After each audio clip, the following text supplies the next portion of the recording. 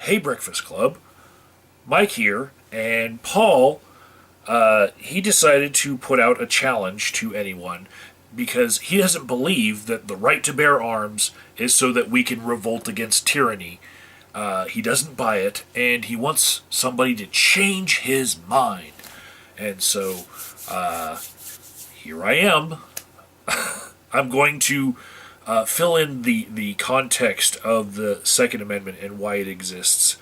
And this is something that I understand why a lot of gun rights activists would have this primed on their minds, because it's actually taught to school children that the reason why we have the Second Amendment is to revolt against tyranny.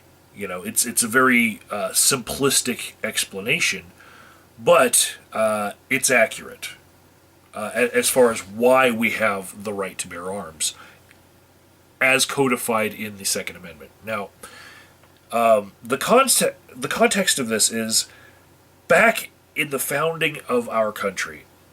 There were two or three key players in writing all of the founding documents of our country. Of course, Thomas Jefferson wrote the Declaration of Independence, right? And then they had constitutional conventions to come up with the Constitution. And for the Bill of Rights, where the actual Second Amendment is, right? That's actually James Madison's writing. And what's weird about this is James Madison is a very unlikely person to have had to been the one to write that. Okay? Thomas Jefferson and James Madison had many letters back and forth, and if you read these letters, they're publicly available online. Use the Googles, right?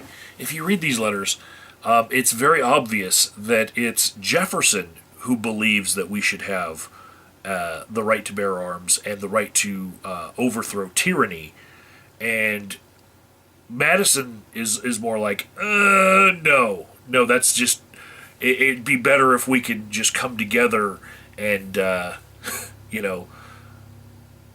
talk it out, write things and not, have to shoot each other. But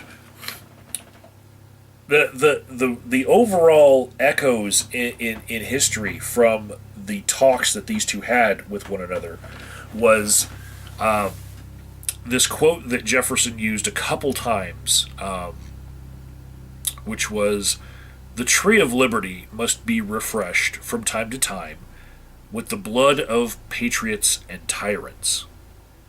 Right? And this is something that the echoes of just this one quote taken out of the context of all of Jefferson's life, it's really wreaking havoc as far as the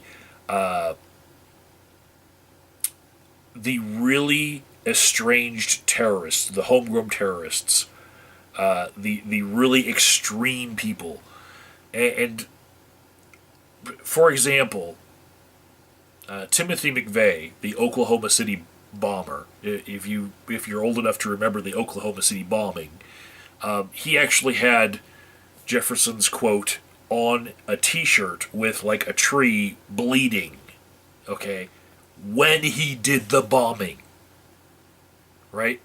So Timothy McVeigh, he wasn't alone in his whole plot. There were Terry Nichols and a couple other guys that probably knew what was going on, right? Maybe they didn't get prosecuted, but it was a very small group, right? And they were connected to militias, quote unquote, right?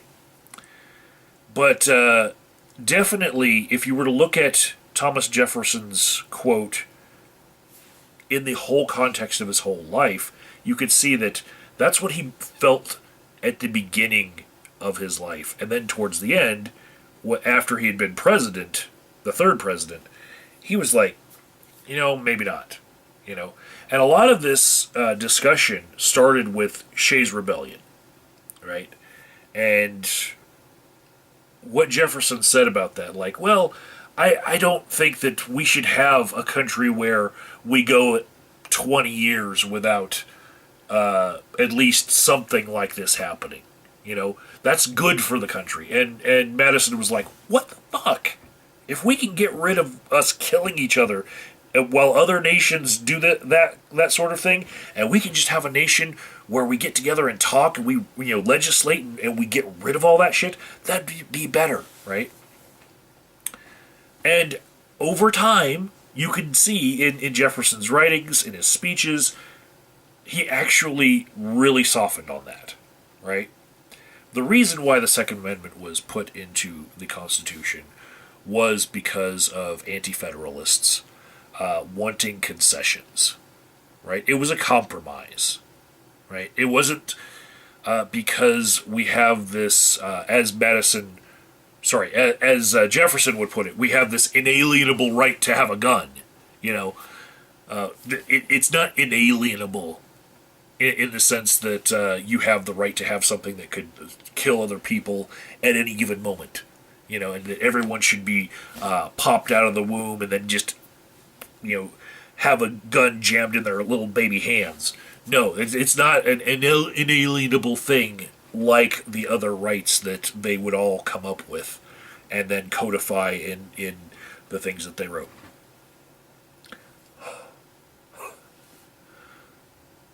But the thing about all these writings is they're supposed to be living documents, right? Changing with the times. The people that these documents serve, all of these writings serve, are supposed to be us, right? And if they're not serving us, yes, of course, we should rise up. But first we should rise up and maybe vote, rise up and maybe write our congressmen, and if we finally get to the point where we decide we should rise up and take arms against our government, if we look at the way that Jefferson and Madison were talking, more towards the end of Jefferson's life, I think what they settled on was the whole key concept of the well-regulated militia being like operative words, well-regulated, in that it's not supposed to be one person making the decision. Hey, I think this is so unjust that I'm going to go shoot a person. And thereafter, seriously, after the country was started, almost every 20 years, just like Madison was saying, we had an assassination attempt on our president. It's fucking eerie the way that he said, I don't think we should go. Jefferson was like, at the beginning, was like, I don't think we should go, 20 years without something major happening like Shays' Rebellion.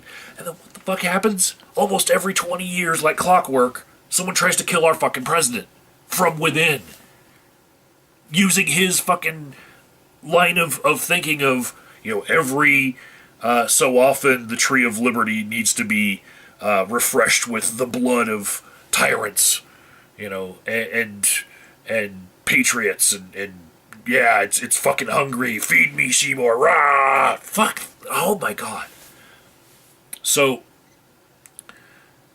those people that did those shootings, almost once every 20 years, they were either alone or part of very small groups. And towards the end of Jefferson and Madison talking to each other, what they said about those well-regulated militias is that they shouldn't be like one or two people making this decision of like, oh yeah, this is so wrong that we've been taxed, 1% more.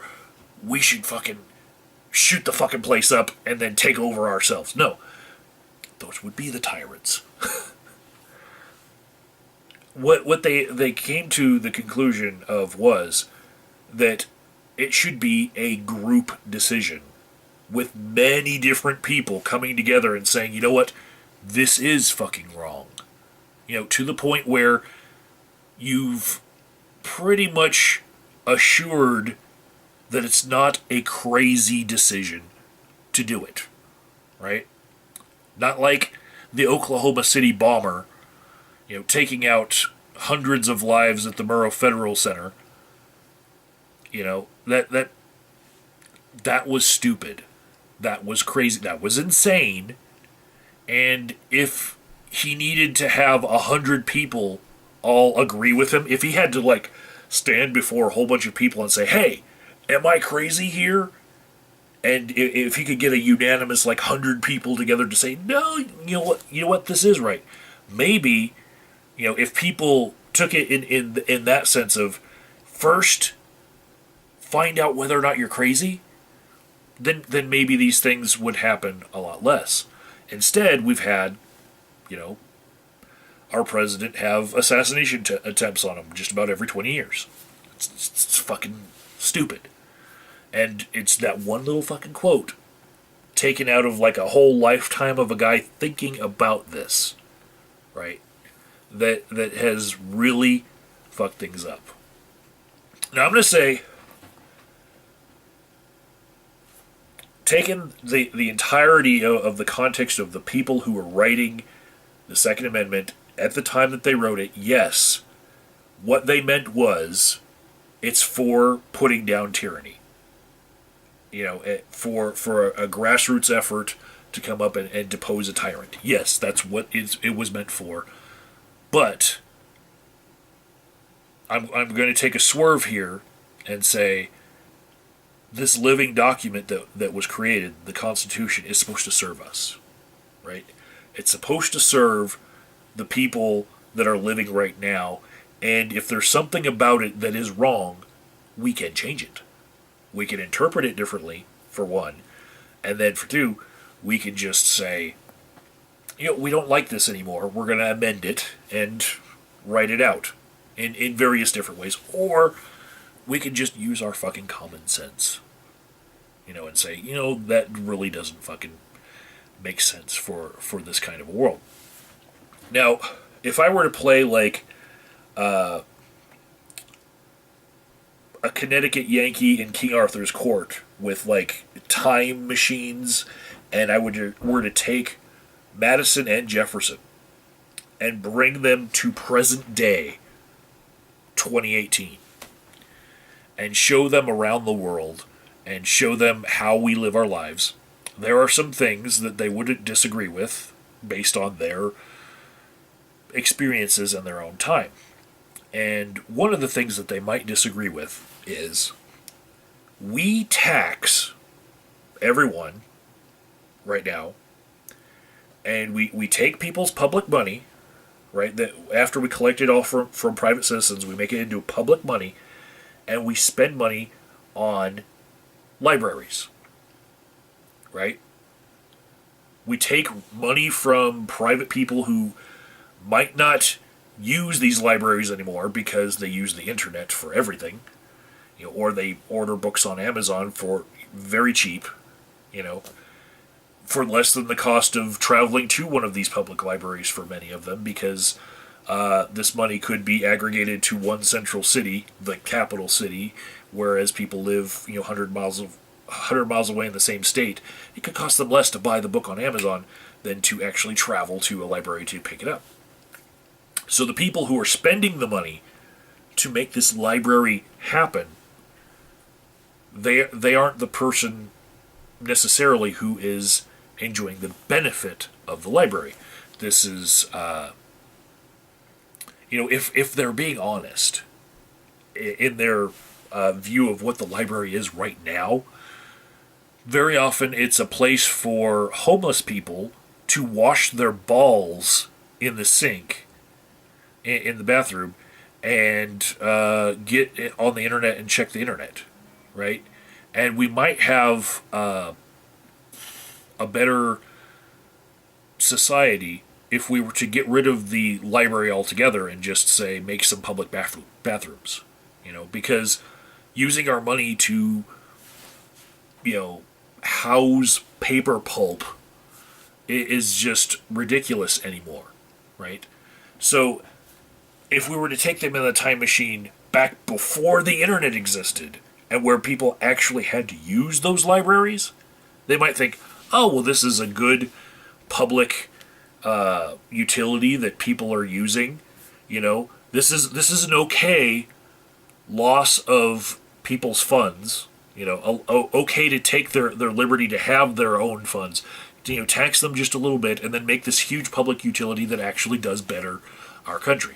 But now, move them to present day, and they'd be like, no, this should change, right? And so, at different points in our history, different strokes for different folks. And perhaps we should do away with public libraries, now. And if somebody were to start realizing, yeah, we need to not spend so much money on giant buildings that are only the place where homeless people wash their balls, and then try to publicize them as being safe for children to go to. Maybe we should do away with that. And just make say free Wi-Fi for everyone, and if you're homeless, you get a free cell phone, an Obama phone, and it will be able to see Wi-Fi because we're going to give smartphones out instead of like the dumb flip phones, and we're going to make some public restrooms for homeless people to wash their balls too, and we're not going to have our children intermixing with people who are washing their balls. That's our vision for us today for this next decade. And then, if something happens, like the internet melts down because of Skynet, taking it over, maybe we can decide, yeah, paper was a good idea after all and go back to it. But, whatever's best for us in the time that we live is the way that we should treat the laws that we have, we shouldn't live under the tyranny of history and just use the fallacious reasoning of, well, this is the way the author intended it, so this is the way we should interpret it, and this is the way we should live our lives, because somebody 200 years ago wrote it down. Fuck that. We can make decisions for ourselves, and we can decide to live in a better world.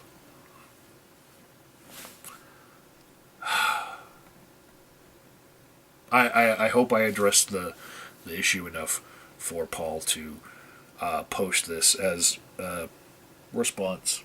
But, maybe I got a little off with this rant. I'm going to cut it off now because I don't want to hold the record for longest Breakfast Club video.